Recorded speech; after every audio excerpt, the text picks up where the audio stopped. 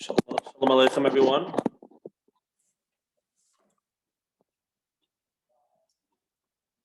everyone's doing well. As you can see, I'm not in my regular spot, but Ritz Hashem will be able to do it from this location and learn Torah tonight on this beautiful evening.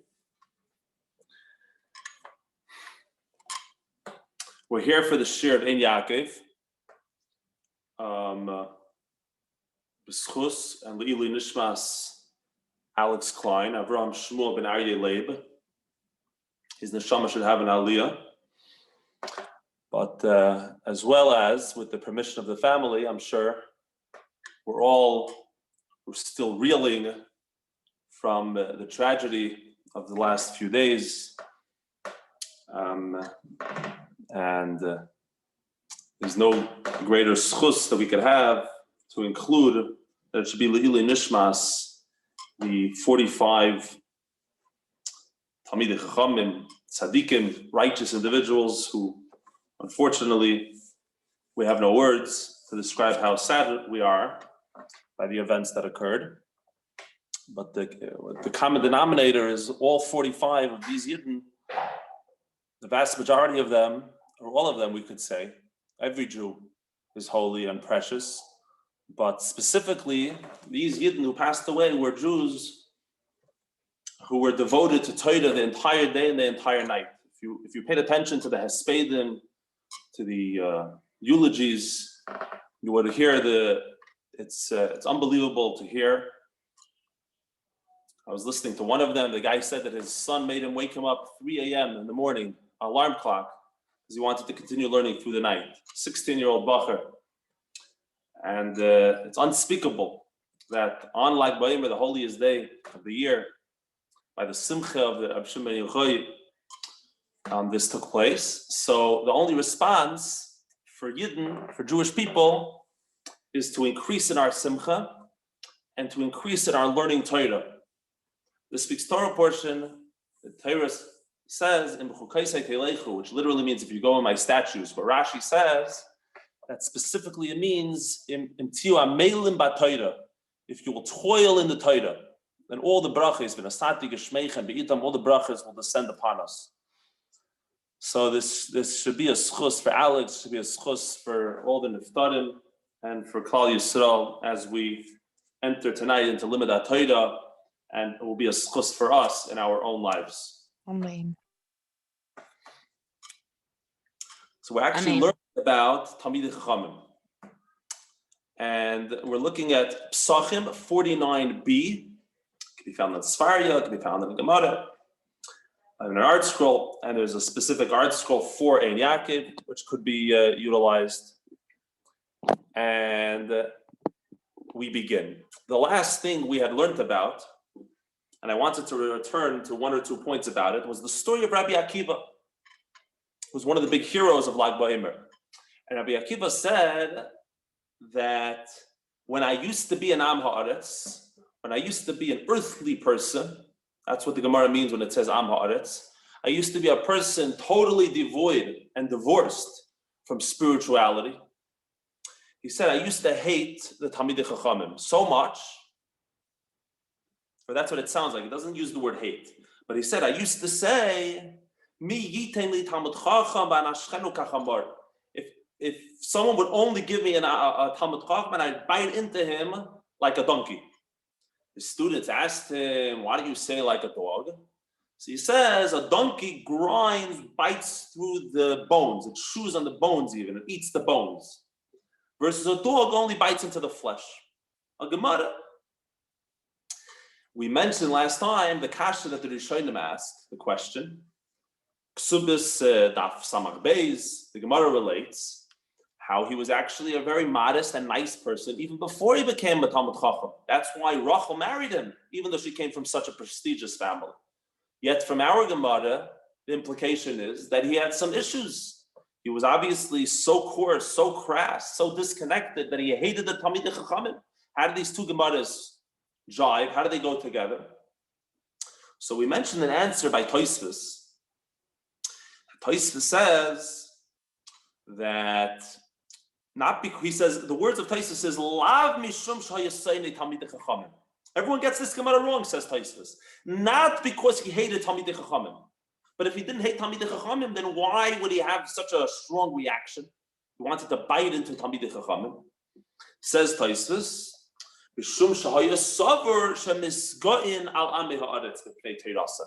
He felt that they feel that they're superior, that they're priding themselves and making themselves greater than the Amei Haaretz due to their Torah learning. And he felt, this is the words of Taisus, they felt that the Talmidei Chachamim hate them. They felt this clash. So not because they were Talmidei Chacham, says Taisus, it's because of how he felt that the Talmidei Chacham felt about him. He thought that they were better than everybody else, better than him. He says, but of course he was a Shomer Mitzvah, he was a good person. So last time we learned, I said, of course, the epitome of being a good person is egolessness, selflessness, authenticity.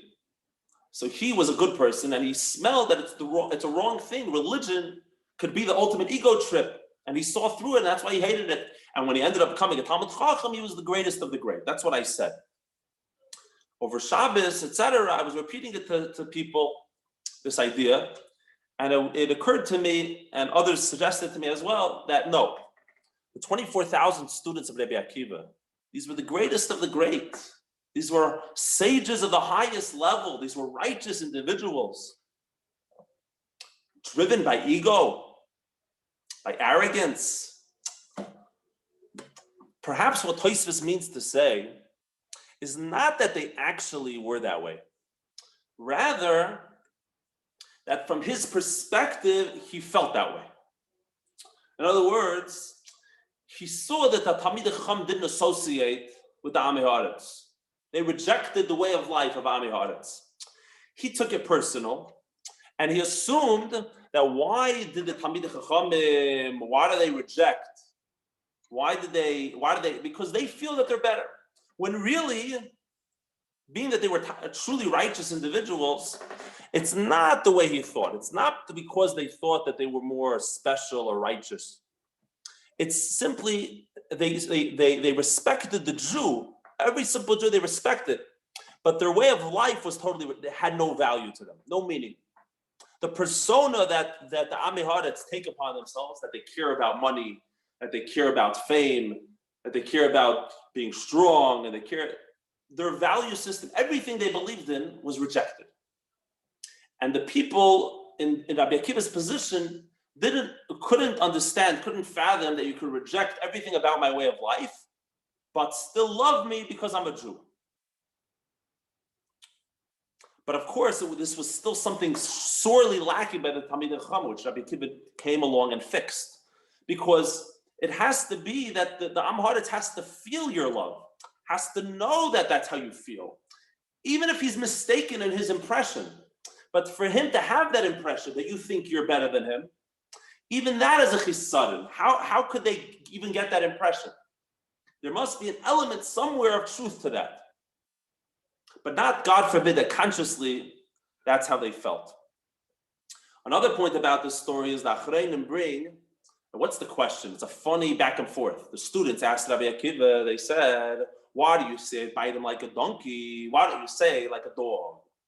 What's the question? The question is that the students thought that Rabbi Akiva's intention was to describe how lowly the way of life of Am Haaretz is. And there's nothing in Judaism has a very funny relationship with dogs, to be honest. In many ways, many places, a dog is considered a very negative thing. Just to give an example, there's a law, one of the 613 commandments is that if you exchange a dog for an animal, you're not allowed to bring that animal on the altar in the Beis Hamikdash. It's called Mechir Kelev. Esnan Zoino Mechir Kelev. It's a law in the Torah.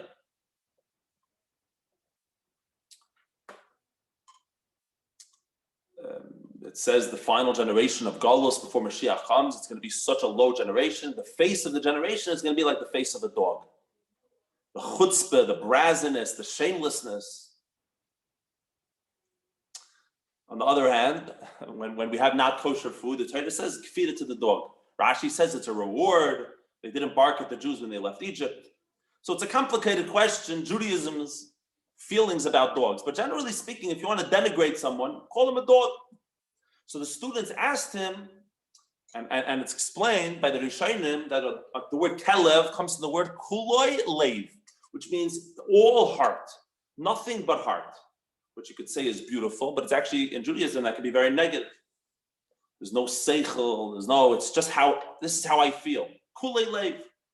So the students of Rabbi Akiva asked him, why do you say you wanted to bite into the Talmidei Chachamim like a donkey? Say like a dog. That will really denigrate, bring out how low an Am Haaretz is, that he lives his life based on instinct and sheer ego, what he desires, what he wills. So Rabbi Akiva responded and said, no, you misunderstood my point. There's enough. We've learned enough putting down that way of living, putting down Am Haaretz, so to speak. I was here to bring out a totally different point. I was here to bring out the hatred that they have, the relationship that they have to Talmidei Chachamim. And that's why I mentioned a donkey, because a donkey even eats the bones, means that Am Haaretz totally wants to uproot. It can't bear the sight or the idea of a Talmud Chacham. And as the Maharal of Prague explains, he says that that someone who's very coarse and identifies their existence, they think that who they are is their ego. Spirituality, godliness, is a contradiction to their existence. It's not two ideas which could coexist in people's minds. And therefore, you have to reject the entire premise of the Talmidei Chachamim. It's a very subtle idea, but this is what the Maharal of Prague explains. He says it's not like the Am Haaretz want to just win the argument against the Talmidei Chachamim. It's not an argument. He even refers to it as spirituality in general, he says. A world of spirituality versus a world of physicality. The Maharal says that the way it sounds to me, he's saying that you have to become a person who's anti-intellectualism, which is actually a movement. It's an idea. It's not just you fight them. He says you can't. You have to eat up the bone. That's what he says, which means the ikr, the primary build of the body is from the bones. He says the chumri, the physicality, has to completely deny the power and the force of the Talmud Chacham. So it's not enough to just bite into him like a dog. He says no. A donkey, which the word chamor actually comes from the word choimer, which means materialism, materiality. A chamer has to eat even the bone of a Talmud Chacham. It has to contradict the premise of the Talmud Chacham, of spirituality, of the primacy of godliness, of spirituality, period. And it's two things that don't coexist. This is the Maharal of Prague. So that's that story. Now we continue with the Gemara. In the art scroll, Ein Yaakov, it's page 65. Tanya, we learned in the Brises from the rabbis of the first generations of the Tanoim, the ones who wrote the Mishnah, rabbis from the first century, before the Common Era, until the end of the second century of the Common Era, approximately. So we learned in the Brais, Rabbi Meir used to say, one of the 5 surviving students of Rabbi Akiva, Kol hamasi bitei lam haaretz ki'ilu kaifsa v'noisna l'fnei ari. Whoever marries off his daughter to Am Haaretz, it's like tying her up and handing her to a lion.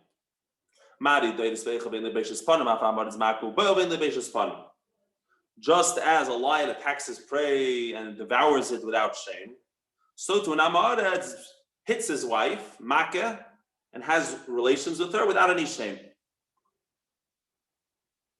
We've mentioned many times throughout this Gemara that the Gemara is not saying a rule that every Am Haaretz, all situations, there's no such thing as a nice guy. That's not what it means. But what it means to say is that if someone doesn't do it, it's because he's a nice guy. He has a hang-up. But the way of life of Am Haaretz, this is This is what I want. This is my desire. And this is his approach to relations, to intimacy. Tosis explains, what's the deal? Why do you have to bring in wife beating into the story? Makil boil. He hits her and he has relations with her. So Tosis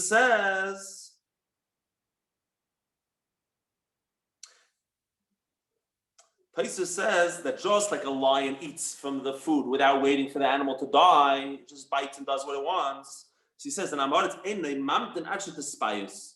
the Gemara means to say is that the Amaris doesn't wait for his wife to be fully ready and prepared and want it as much as he does and bring her into the mood. Judaism has an obligation. The Talmud Chacham has an obligation. Someone who follows the Torah has an obligation. It can't just be from his perspective. He has to be mefayis isishtay, in the words of the Shulchan Aruch. You have to appease your wife. You have to get her into the mood. And that entails more than just. So he says, this guy, if she's not ready, he wants to speed it up. So mako boil, that's what he says. That's what he means to say. That he's not really asking her opinion. When he's ready, she needs to be ready. And with Amad, it's like we mentioned before, he's the polar opposite of a Talmud Chacham. So we learn from here, you have to be the polar opposite of this. The Ramban actually quotes this Gemara in the Ramban when he talks about relations, which he has a lot written about it. The Ramban, the Leib, there's a few people who they write extensively, where the Shulchan Aruch quotes from extensively. So the Ramban says that when a person's entering into, wants to enter into intimacy with his wife, he says you can't be in a fight with her. And he says, and he quotes our Gemara. Says there's that approach. He says, but it's the opposite approach. You have to draw her heart in with words of chen and pitoy and other proper words that will calm her down, and they should both be on the same page. And it's actually quoted in the Shulchan Aruch, the Code of Jewish Law, chapter 240. It says that if he has any anger with his wife, it's forbidden asr l'shamish. Forbidden to be mishamish if a person is bekas with his wife. Actually, if I said no, until you make her happy. You speak with her, and the Gra, who brings the sources for everything in the Shulchan Aruch, he sends us to this Gemara. One other interesting thing that I found that halacha learns from this Gemara, I found in the Tshuva of the Rashba. The Rashba was one of the great Rishonim, Rabbi Shlomo ben Aderes, the 13th century. One of the greatest halachic authorities of all time, a contemporary of the Rosh. They were both chief rabbis of Spain at the time. And the Rashba writes in his responsa, in responsa 113, he talks about a case of a woman who ran away from her husband, basically. Her name was Rachel. Her husband's name was Shimon. And because of fights with him. And she said she's not going back to him. He was saying she should come back home. And if she wants to stay, he doesn't owe her a penny for her ksuba. And she was arguing to the court. She says, I'm not coming home. She says, he beats me constantly. She says, he beats me. And she makes fun of me openly. That was her argument. And then she made a bunch of other claims. And Shimon says, it's my wife. She should come home. I don't owe her anything. And in his tshuva, he basically says that her argument that she says that she's beaten by him, he says he has no right to hit her, which should be obvious, but he's explaining, and he goes through, it's a whole tshuva about this. But he says that we see from this Gemara very clearly, he says that it's a lion who hits his wife, and it's not his decision whether he wants to hit her. And he says we don't force the wife to be with a man who's going to lay a hand on her. And he says, even though the Gemara talks about a rebellious wife, a wife who doesn't want to be with her husband, he says this is not, it doesn't go in the category of rebelliousness, because he has no rights in this issue, in this regard. However, he goes on to say all of her other arguments are nonsense. Everything besides for the beating argument, she has no rights to, etc. She wanted these crazy promises. If you see that she wanted him to make wild promises and this to come back. But regarding this point, it's fascinating. This is the Gemara that he quotes. It could be this other Gemaras.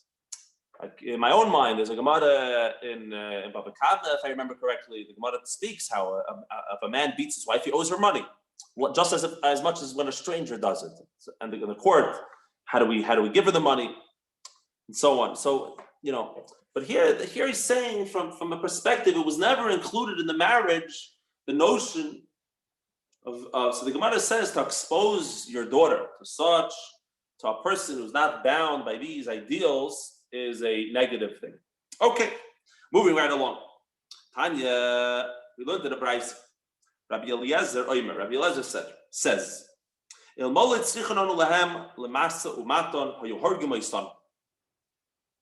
he's once again going in, similar to what Rabbi Akiva did, into the relationship between Talmidei Chachamim and Amei Haaretz. And he says that if we were not needed by them for commerce, or if we wouldn't be part of the civilization, money, trade, we weren't part of the economy, they would have killed us already. He says, the Amei Haaretz, they're Jews, but they would have killed us, he says.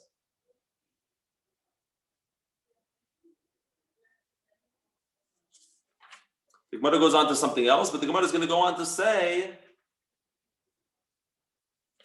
that the Amei Haaretz hate the Talmidei Chachamim more than the idolaters, more than the pagans hate them, hate us. So the Meiri says, what's with this anger? What's with this hatred? He says, L'roiv kinasam, due to their abundant jealousy. Kinasam, that's what he writes. They're very jealous.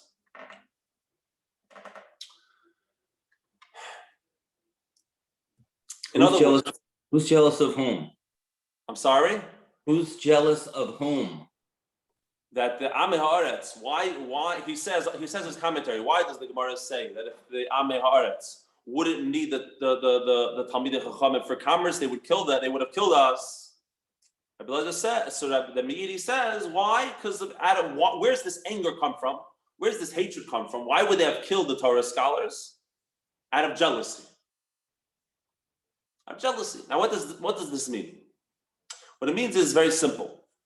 And really, in a moment, the Gemara, like I mentioned, is going to compare the hatred to the non-Jewish hatred of the Jewish people. There's a similarity to it. What's the similarity? Many people question, where does anti-Semitism come from? Same question. It seems to be irrational. Fine, I understand people are different than you. Jews are always different. Torah commanded us to be different. You could say that's what it is, xenophobia, very simple. People don't like if someone refuses to melt, thou shalt melt, and there's a group which refuses to melt, it makes people uncomfortable. No matter how much people talk about multiculturalism, it's beautiful, but they only mean very external multiculturalism. We want a little bit different culture, a little bit of taste, a little music, a little food. But to be different, people, it makes people uncomfortable. They want everyone to be the same. People are more comfortable when everyone's the same. Next time you go for jury duty, see whether any person with a beard, a Hasidic Jew, is ever chosen. Never. I've never seen it. I've gone, they'll never. They want people who they can manipulate, people who will think the way they want them to think. They don't need people who have their own opinions. I thought it was because the clerk was a yarmulke and he's Orthodox. What's the Vardo? So you could say, but that wouldn't explain anti-Semitism. There's a lot of different cultures. A lot of people are different. There's something much deeper. The fact that it goes across nations, it seems to be so deep. It seems to never go away. Whatever Jews are, they're a problem. By the way, right? Germany, the places where Jews blend in the most, it becomes the most anti-Semitism, generally speaking.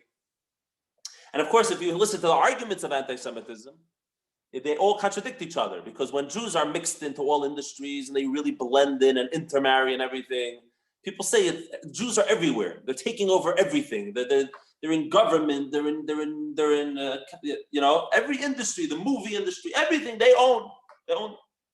They're mixed in everywhere. When the Jews don't do that, they isolate. They go to their own communities. They run things the way people say. Why do they think why do they have to separate from everybody else? They think they're better than everybody else. When Jews are poor, they say a bunch of bloodsuckers. They're sucking at the rest of the marrow. Everyone else is working hard, right? When Jews are rich, they're running. They're stealing everything from everybody else. They're so rich, right? You can never win. And of course, that's the nature of hatred. When you don't like someone, whatever they do, you explain why it's terrible. If they're chewing food, you can't stand their presence. It doesn't really matter if you don't like somebody, you don't like somebody. So there is something deeper to anti-Semitism, much deeper. By the way, Jews are the ultimate capitalists. Jews are the ultimate communists, right? Whatever side of the equation you're on, Jews are the problem. So what underlies it all? So there's been many theories. I'm sure everyone on this Zoom, everyone here has heard speeches and seminars and discussions, round tables. I mean, this is every year is a new why anti-Semitism. What's at the root of it? And Jews are very creative. They come up with all kinds of ideas. Maybe it's because we didn't give enough land to the Palestinians. This is why the world has a problem, right? We always come up with a reason to rationalize. If only we deal with this symptom, people.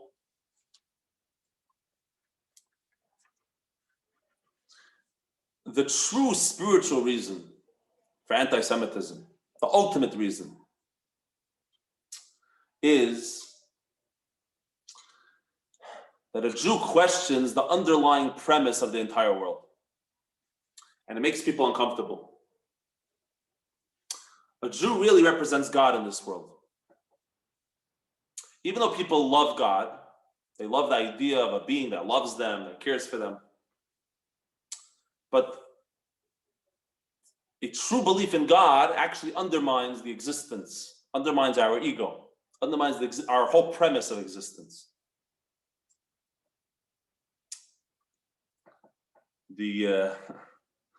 Elon Musk recently declared that it's 99% chance that we're living in a simulation, right? Geschmack. It's Judaism has a similar perspective. We're living in God's simulation. This is God's world. Enjoy. The bottom line is that for a Jew, for example, there's no separation of church and state. Why? Why is it that way? It's funny. Everyone has religion. Religion is such a beautiful element of people's lives, like music and art and religion. For a Jew, there's no such thing. Every detail of his life, his intimate life, going to the bathroom, everything is dictated by the Torah. His business. If you open up a code of Jewish law, you're going to find dozens of volumes on Choshen Mishpat. Choshen Mishpat is how to do business. And more than pages than there are how to keep Shabbos, or just as much. For a Jew, there's no difference. Hashem says how to do business. He says how to keep Shabbos. What's the difference? It's the same thing. The whole compartmentalization of our lives doesn't, by a Jew, his very being is a Jew. The message of the Jewish people, what they represent, even if unknowingly many times, even a self-hating Jew, what a Jew's existence in the world, when he says I'm Jewish, is that he represents the truth of Hashem in the reality of this world, even if he doesn't like it. And this, somewhere in the back of the head of many, many people in this world, makes them very uncomfortable. And it undermines who they are. Because if my whole life I'm striving to become, and you question the whole premise, you say that your whole frame of reference is off, you're living in a fantasy, and even if you don't say it, that's what you represent, because you represent God. This makes people uncomfortable. And that's what we believe, that when Mashiach will come, it's going to end all anti-Semitism. Why? Because it's like a teacher who's trying to teach a student. The student hates the teacher. But yet, when the student grows up, they love their teacher. They say, the teacher taught me so much. It made me who I am. It showed me that there's more to life than just blocks, playing with blocks. There's music, there's art, there's love, there's intellectualism, there's all the things taught by their teacher. The Jewish people are here as a light unto the world to teach them that don't be stuck in the box of what you think you're stuck in. God is infinite. This whole universe is one speck in the ocean of God. The whole universe, less than a speck in the ocean. Don't get lost. Don't think, it's all finite. You're doing the finiteness. God contains it all. The world grows up. That's what Mashiach is. The same perspective. So if you want to use the words, you could say that the words is jealousy. But it doesn't mean jealousy in the typical world, I want to be like you. It's a jealousy where they feel that they're being undermined. You're coming with something which is obliterating them. This is actually, by the way, the explanation of why the Gemara says in Sanhedrin that all of the world's going to be annihilated when Mashiach comes. Now, you can't take that Gemara literally for many, many reasons. First and foremost is because when you read the prophecies of the redemption of Mashiach, it's full of stories about nations of the world. They're all going to stream to Jerusalem. They're going to listen to Mashiach. They're going to go. And the nations which celebrate with the Jews, Hashem's going to send rainfall to them. Prophecy upon prophecy. So what does it mean? It means exactly what we're referring to. When the revelation of godliness is revealed to the world, people who have identified with their ego are going to be obliterated. It doesn't mean physically. It means they don't know who they are. They lose their identity because you're in the infiniteness of Hashem. And therefore you're obliterated. Someone who identified with God, the Jewish people, are not going to be obliterated. On the contrary, God is revealed. This is the victory. This is what we've been waiting for. And of course, this is just people in their ego minds. They think that without their ego, who am I? What they'll learn and discover is that for the first time, they're going to meet themselves. The moment they let go of their ego, it doesn't mean you lose your personality. It doesn't mean you lose your mind. This is the big mistake. People say, a tzaddik, he has no personality. He does everything Hashem wants. It's totally not true. The tzaddik has the most personality. The tzaddik has a mind, he has a heart, but he's open to his true self. What's his true self? A messenger of the divine. God is the truth of everything. Every person we ever loved is a creation of God. Why are we divorcing God from the world? God is the world.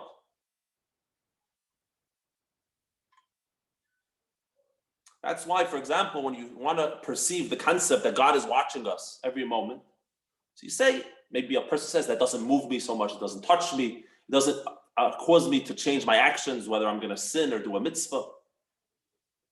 But here's the question. What if you knew that you're on camera and there's 100 million people watching you? Like on a YouTube video, there's a live stream playing of you and there's 100 million people watching. Maybe you'd act a little different. What if 500 million people were watching you?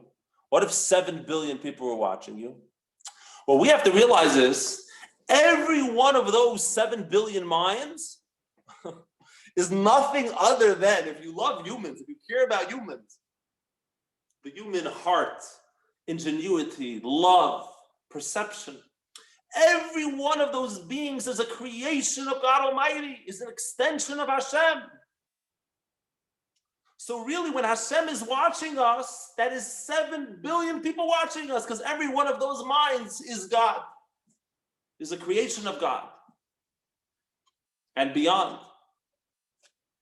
This is the perspective of and so we obliterate the foolishness of separating ourselves from our true identity, which is Hashem. This is the perspective of the Jewish people at large. Within the Jewish people, some people choose to identify with Hashem, with the Torah, and some Jews are in denial. They have this deep down within them, but it's causing them to act in all kinds of neurotic ways because they have this nuclear energy and they have to utilize it somehow. So either you're going to power the city or you're going to set off an atom bomb. But in the end of the day, every Jew has it. So says the Gemara, that same hatred that we describe of the nations of the world to the Jewish people is found within the Jewish people for those who have rejected the true calling of the Jewish people. That it's possible that they could have this feeling as well. Because they feel that the path that they've chosen is completely undermined. Their perspective is completely being obliterated by the Talmidei Chachamim. Continues the Gemara, Tani Reb Chia taught The B'chia taught. Kol Eisik B'Teira B'fnei Am Haaretz Kilu Boila Rusasi B'fanav Shenamar Torah Tzivu Lanu Moshe Al Tiknei Meirasha Ela Meirasa. Whoever studies Torah engages in Torah study in front of an Am Haaretz, it's like cohabiting, it's like having relations with the Am Haaretz's wife in his presence. In the presence of the Am Haaretz, he's having relations with his wife. Why? Because the Torah which the giving of the Torah is coming up, less than 2 weeks. We're going to be celebrating the giving of the Torah. The Torah is compared to a betrothed wife. Which reminds me, by the way, I'm seeing that the sun is about to set. It's already after Shkia. For those who didn't count the Sphira of this past day, we can do it now. We can still do the mitzvah. Repeat after me verbally. Today is 38 days in the Omer, which is 5 weeks and 3 days in the Omer. Okay, so the Torah, the Gemara says something fantastical about the Torah. It says that the Jewish people are married to the Torah. The Torah is the wife of the Jewish people. This is actually used in the Gemara in Sanhedrin, where the Gemara learns from that there's a prohibition, depending which part of Torah, but there could be a prohibition for a non-Jew. It's not so simple for a non-Jew simply to study Torah. And the Gemara says, which one of the 7 Noahide laws? It says it's having relations with a married woman. That's how alive, that's how deep the relationship is, and what the power of Torah is, and what the Torah is to the Jewish people. So it says the Jewish people are like the groom, the Torah is the bride. And the Gemara learns it out because it says an inheritance, a heritage for the Jewish people, Meirasha Kilas Yaakov. The Gemara says the word Meirasha, really, if you spell it with a sin instead of a shin, you switch the dot on top of the letter. It's Meirasa, betrothed, married. What's the Gemara trying to say? This actually is a very complimentary Gemara to the Am Haaretz. After all of these insults being hurled at the Am Haaretz, this one is really very tragic if you think about it, and it's very, very powerful. What is the Gemara saying if we think about it? The Gemara is saying, I'm not going to quote now from the Meiri, Kloimar. What the Gemara means to say means, Kloimar, that it's really his wife too. Now, Am Haaretz is a Jew just as much as the Talmud Chacham. He says, it's his wife. Kihilas Yaakov, he quotes the congregation, meaning the masses. Not just a sect within the Jewish people, not just a class within the Jewish people, it's everybody, if you're Jewish. It's your wife too, he says. But what? You never took her to the chuppah. You never consummated your marriage. You're still stuck in stage 1. You're married to her, you're betrothed. Halachically, you give the ring, which halachically, once you're married, if someone's unfaithful, it could be a death penalty. They're completely married. But you never finished the wedding. You never did stage 2. Says the Meiri that when you're engaging in Torah study in front of an Am Haaretz, it's taking his wife and having relations with his wife in front of him. And he never was with her. In the Chidushei Go'einim, he takes it a little further, what he says, what the Gemara is trying to say. Chidushei Go'einim is one of the commentaries on the Ein Yaakov from about 500 years ago. And he writes, what the Gemara is trying to say is that it's like the following scenario, that you were married to a woman with the Aryeh, so the first stage of marriage, you're completely married, but it didn't work out and you got divorced. Why? Because you were busy. The guy was being too much of a playboy and he was having his fun, and she wasn't. She was much more a serious relationship. So she said, I'm not going to do this, and they got divorced.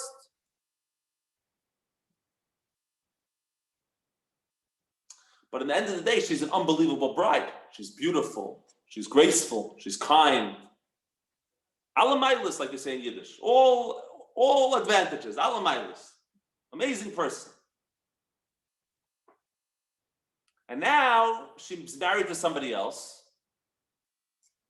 And only because of the Am Haaretz's laziness, he says, because of his actions, because of his deeds. If you abandon the Torah abandons you, he writes. And he says, now comes along a Talmud Chacham who went ahead and married her instead of you. And he says it's a very big shame for him to have to see. Imagine having to come to the wedding of a woman that he was already married to, but he rejected her. And for no good reason, for stupid reasons. So the Chiddush HaGoyim is being a little more radical. He says that anyone, the moment you leave Torah, it's like the Torah leaves you, it's like you got divorced. But the Meidi was saying even a more powerful point, you're still married to her.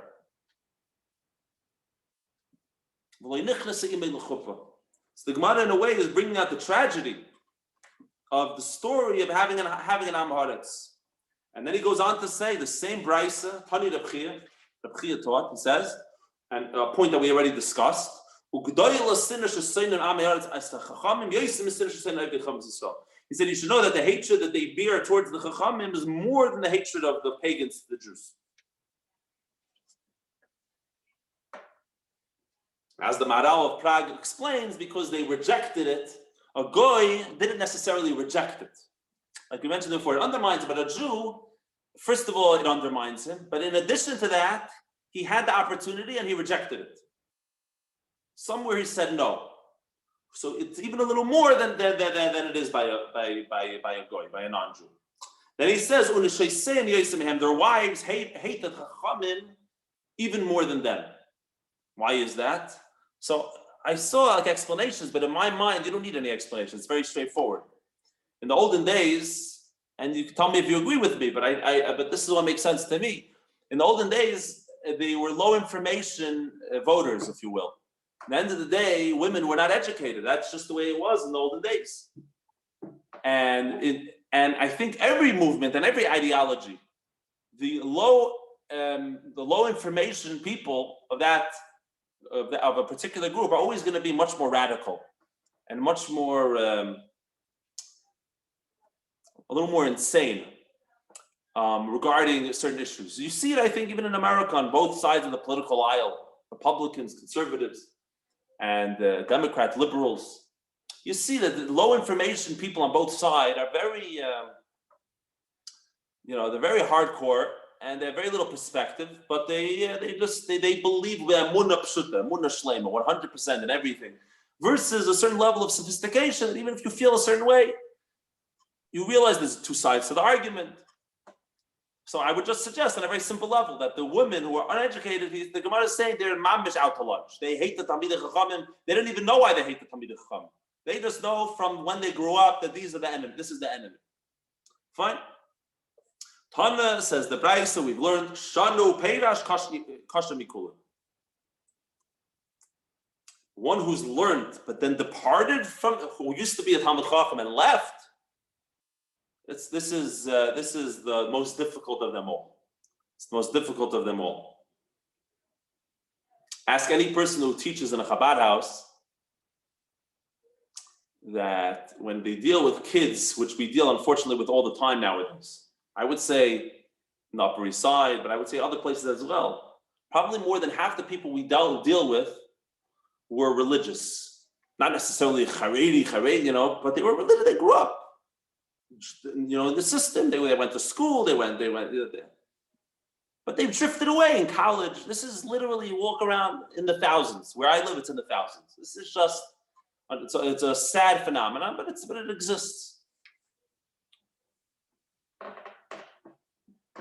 So not that we're including them in the whole Am Haaretz caliber. You'd have to be a real earthy person to fit there, but the point the Gemara is making that a person who once thought they knew at least, and then they left, they think they know everything.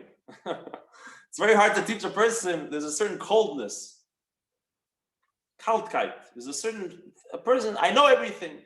I've seen it, I've done it. You have nothing to tell me. I know where you're coming from.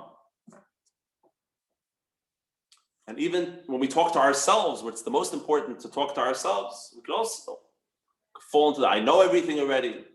Meanwhile, we should be open to the perspective. Maybe we know nothing. Maybe we've seen nothing. Maybe everything we ever thought we saw was nothing. Right? But we're not. No, we have to continue in that comfortable space. The Gemara says, Shanu Perish Kashmi Kulan. Fine. Okay. If you'll give me just 4 or 5 more minutes, 5 minutes overtime, because we're going to finish the Gemara on about Amei Haaretz, which is this final paragraph. Says the Heilige Gemara, says the Holy Gemara. Tanu Rabbanan, the rabbis taught in a brisa. Shisha Devarim Nemdu Ba'amaretz. 6 laws were stated regarding Amaretz. Number 1, Ein Moisin Le'edus. Do not designate him to be a witness. Don't entrust him as a witness. Don't make an Amaretz a witness. Number 2, if you happen to have been a witness to an event, if you're in the court, don't accept his testimony. So these first 2, the reason for this is very simple. I don't know how much, my friends, I don't know how much you know about the justice system in America. Witnesses are very unreliable. Very unreliable. And to prove how unreliable, I was reading a book on criminology and it blew my mind. Listen to the following statistic, which is not the official government.gov. This is their own statistic, their information from their justice. So the way it works is the police have a bunch of suspects. So they put them behind the window. You've all seen, and there's a lineup, and they're suspects, and they ask the person, the victim, do you recognize any of the criminals? Any of them yours? The person points. But not always do they have in the police station ready to roll. Do they have criminals ready to line up? So what do? They have it's called fill-ins. The cops, people, they know for a fact that they're not the person, but the fill-in, the line up. If I remember the statistic correctly, I believe 27% of the time, the person pointed to and they say that's the guy who did the crime is a fill-in. But the person says, are you certain? Yeah, I'm certain it's that person. What's mind-boggling about? Of course, it's mind-boggling that people could be so callous, but people think they remember, they convince themselves the delusion of the mind is unbelievable. But what the tragedy is that when they do point to a criminal, the cops, they want to put this person away because they think he did it. They have a hunch they did it. They think he did it. Do they know for a fact? No. But the person, and now they go to court and they use the witness. They say, look, we have a witness. And the person will testify and point, and you're the one. And it's all one big baba maisa. Because if more than 25% of the time people are pointing at the wrong person, and we know that for a fact, that when they point at the right person, how do you know it's the right person? It's a very complicated question. Testimony is a very serious thing. To build a case, you need much more than testimony. And Judaism recognizes that very straightforward, which is why it demands two witnesses, first of all. If you're relying solely on the witnesses, 2 witnesses, if you get 2 Jews to agree on something, it must be true. Right? But another element, though, is the kosherness of the witness, a kosher witness. If you could have people who testify about one of the witnesses, that they've done a sin in the Torah, over. They're not a kosher witness anymore. You have to have unquestionable integrity. People who realize the gravity of what it means to give a testimony, and then you accept their testimony. And Am Haaretz, the Gemara says, doesn't fit this category. Therefore, you don't accept this testimony. By the way, it doesn't mean that you're not going to listen to the testimony, and it could serve as part of a greater amount of evidence where you build a case that still exists in the framework of a Beis Din. But to rely on the testimony, no. Not an Am Haaretz. Has to be a person of unquestionable integrity. Okay, number 3. Ein Megalim Le'Say, don't tell him a secret. Says the Maharal, because Am Haaretz lives in the world of the physical, which is the world of the revealed, tangible. Everything has to touch, everything has to see. You can't deal with spirituality with secrets. Therefore, to tell him a secret doesn't match who he is. You're telling him a secret. He only exists in the world of, because a secret is always going to have an element of mystery. And Am Haaretz doesn't work well with mystery. That's what the Maharal of Prague says. That's why he says, don't tell a secret to Am Haaretz. Your secret's going to get out. He doesn't know how to hold a secret. By the way, true Bali Soid, true secret keepers, will die with their secret. Some people say, I could hold it in for 5 minutes. But do you expect me not to tell anybody? Nobody in the world? Just to keep the secret? And better yet, a bigger Balei Say people don't even know that they have a secret. They walk around, they don't even know that they have a secret. That's a true Balei Say. The Gemara says this is not for Nam Haaretz. Nam Haaretz he only lives in the tangible. You can't tell him a secret. Number 4, don't appoint him, don't appoint him administrator over the orphans. Don't appoint him as an administrator over the funds of tzedakah. The reason for these two, as explained in the Maharal, is because that what it means to be a physical person, as we mentioned so many times, is to be egotistical, is to identify with the ego, with the separateness from God. And therefore, the key element of being a person driven by ego is to be a receiver. Give, take. Always want to take, doesn't want to give, doesn't want to sacrifice, doesn't want to devote themselves to service, to do something. It's give, make me comfortable. What could you do for me? You wake up in the morning, what could the world do for me? Right? This is the definition of being a chumri, of being a physical person. So he says such a person is not the person you want to be the leader, says the Maharal, to be the mashpia. Mashpia means that you're a giver. You give. To have a person who in their core is a taker. As a leader, he says, is a disaster. And finally, number 6, don't accompany him on a journey. We already mentioned this earlier in the Gemara. The Gemara says that if he doesn't care, you have to go with a person who values their own life. Now, Maharetz doesn't even value his own life because he rejects the Torah, which is the life itself. Then how could you rely on him during this dangerous journey that you're going on? The Yeshayim, some say, and by the way, the Yeshayim is not the halacha. The Shulchan Aruch says that the first 6 should be applied, have halachic ramifications as well. But this one that the Gemara says is not, because the first Tana disagrees with it. Some people say, you don't return his lost object. And as the Rishonim explained, even according to this opinion, what do you mean? The Torah says to return it. How do you go against? So they say he means in a case where technically you're not obligated to return it. But typically you're supposed to return it anyways because beyond the letter of the law. He says don't return it to Nam Haaretz because you're wasting your time. You're giving him extra money.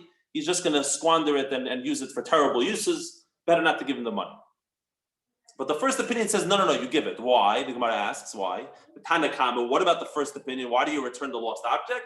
He says, Zimnin denafik zara malya minei v'achale making be mashanem rayacham tzadik yilbash.